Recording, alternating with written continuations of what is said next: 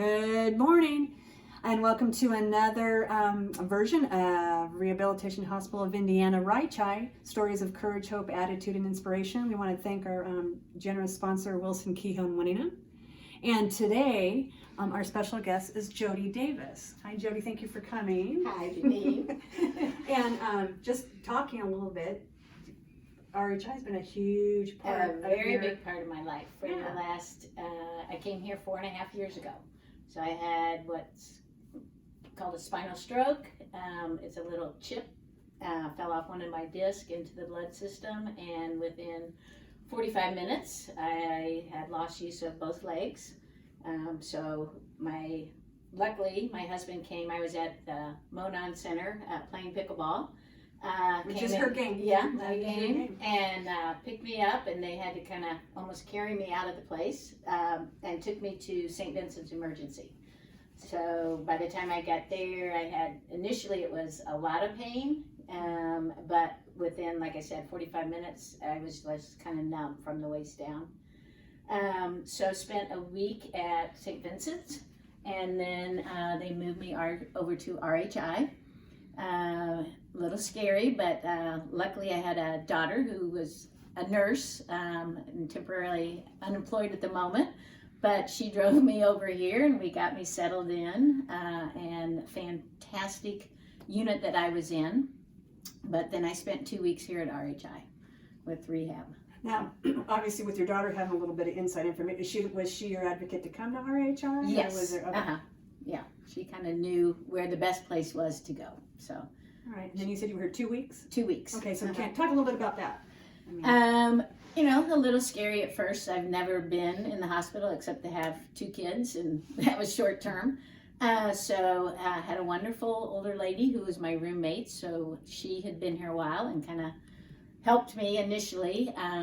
But right away, first day, I think it was 8 o'clock in the morning, started up with therapy, and they kept you busy all day long. So barely had time. It seemed like you come back for lunch, I'd say, no, I'm going to take a nap because I'd had about 3 hours in the morning and then another couple hours in the afternoon. And I told family, because I have a lot of family here in Indianapolis, I said, do not come during the day. I'm busy. I can't visit, but you're welcome to come later on the weekends. So we always tell everybody get about 3 to 5 hours of therapy, and there you go. And it's a full day. I was, and I felt I was pretty, active. I played pickleball, I played tennis, and I would work out, but I had no strength at all. I had to build up my arms. Then the fact that you didn't have your legs at all to help you, made a big difference. So now my daughter did come. She would probably attended most of my therapies, just watching so that she would know what to do when we got home and all that. So luckily for me, the left leg started coming back. The right was kind of slow in doing that, but it was kind of exciting because after 1 week, I'm sitting on the bed watching TV with my husband. We're just chatting, and I'm kind of shaking my right foot, or my left foot, going side to side, and suddenly both feet are going side to side, and I practically screamed and scared him, thought something was wrong. I said, my foot, look. So that was my first indication that I'm going to get something back, and so that, I think, motivated me even more to say, okay, I got to work harder. Yeah. So when you came in, and then so tell me how, versus when you left. What I could do?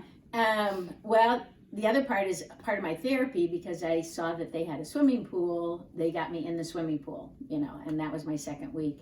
But I could at least stand at the parallel bars. It was really hard. I had a lot of problems with arms because I was so exhausted each day, and trying to develop them that fast, was hard. So then I got to the point that the left, it was more like still a balance. And I was in a wheelchair when I left, so, and pretty much in a chair. It took about, 4 or 5 months before, with outpatient therapy and everything, to be able to use a walker. So I can use a walker. The right foot is still, it's got some movement, but it still mainly balances me. And I can do the walker, for short distances, going out to dinner, going to friends' houses. but you can't shop with a walker, so I jump in my wheelchair. Okay, so you did outpatient here also? Yes. And then, And when I got ready to leave, it was kind of fun. And they're just kind of joking around. What's your plans? What do you want to do for the next 6 months to a year? And I go, oh, I want to go back to tennis. I'm sitting in a wheelchair. And they go, great, we have a tennis team. And I kind of looked at her like, yeah, you're joking. And she says, no, we have a tennis team. We'll get you a tennis chair. And this is where you're going to go. Well, it was at the Riviera Club at that time, which is 10 minutes away from my house. So believe it or not, within a week after getting home, I have a tennis chair, my regular chair, and I'm telling my husband we're going to tennis. And he's like, you got to be kidding, So show up, and they were having a one-day, introduction to tennis. There were a whole bunch of kids. I was the slowest person in a chair, but I kept coming back, and so picked the game back up, which gave me confidence to go back on the pickleball court. So I play wheelchair pickleball with all my friends. Yeah, and so we also, the adaptive sports program has the tennis. How long have you been playing on that? 4.5 years. That's why I said I left RHI in the April 30th, and I think the April 8th or May 8th, I was on the tennis court. Yeah. And have played ever since. Yeah. So again, that's through the RHI, yes, adaptive sports program. Now you've taken advantage of a lot of the driving. I mean, talk a little bit about community fitness. Yeah. After I did the outpatient therapy and found that my left foot was coming back and strong enough, asked about driving. So they said, okay, we have a driving program right here. We'll do the classes. We'll take you out on the road. So I did all that. So I'm now ready. Okay, what do I do to get my car set up? And luckily my instructor goes, oh, we have vocational rehab. You just have to put an application in and do all that. And it took a little while, but they were fantastic. They hooked me up with the vocational rehab. I met her in Noblesville a couple times. And she said the only thing I really needed to do was what was I going to do once I could drive? What job? Because that's what they tried to do, is get you back into the working field. And I said, well, I taught school, but I really didn't want to do that again. So I said, well, I'm at, the fitness center all the time. I'll just apply for a job there. I knew most of the people because I'd been doing, exercises there. I've been doing a swimming with my brother there, the Monon, and that's the Monon Center. Yeah. And they have they had adaptive coach there for swimming. So, I had her helping me initially, and a lot of programs. So, applied for a job, got a job, and then got my car fixed with a left-footed accelerator. And that's what vocational rehab did for me. Yeah.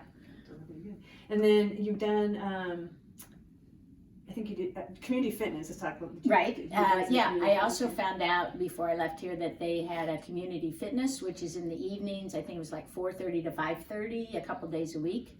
So, at that time when I wasn't comfortable going to the Monon. I just wasn't sure getting around in a wheelchair. Sometimes the machines are too close.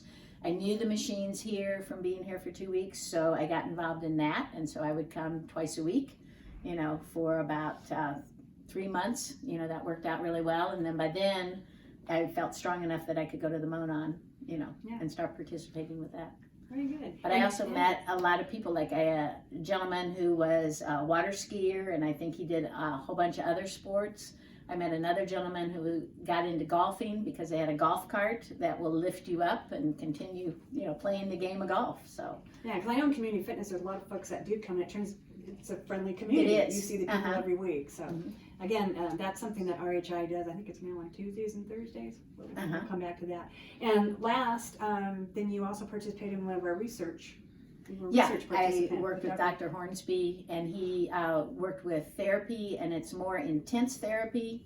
And so that was like 6 months that we did it. So I think it made me, it made me stronger all over my whole body. I'm not walking, but yet that made my left leg stronger, did things that my right did. I learned how to go up and down steps if I needed to, so it really was positive. I felt really good about that program.